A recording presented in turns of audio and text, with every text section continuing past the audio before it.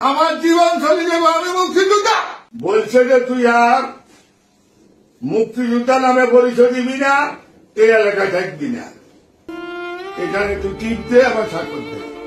আমি কইছি আমি স্বাধীনতা মুক্তিযুদ্ধে অংশগ্রহণ করছি, আমি পারি না, আমি আত্মহত্যা করতাম।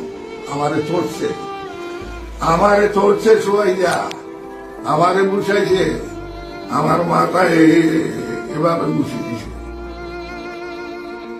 আমি এটার বিচার চাই। আর বলছে 5টার আগে যদি বাড়ির থেকে না যাস, 5টার আগে বাড়ির থেকে না গেলে তাইলে তোদের বাপ বেটার মাংস, হাড় মাংস খুঁজি পাওয়া যাবে না।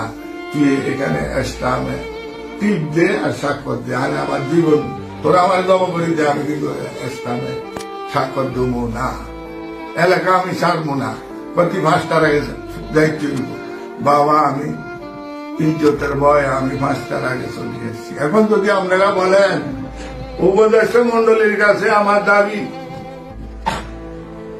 মুক্তিযোদ্ধা হিসাবে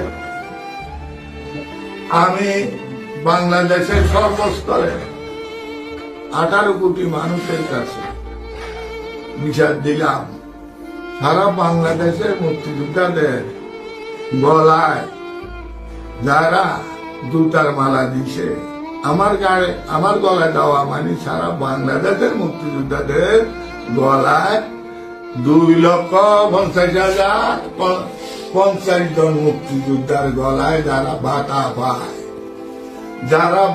পায়, যারা গেজেটভুক্ত, তাদের গলায় গতদিন জুতার মালা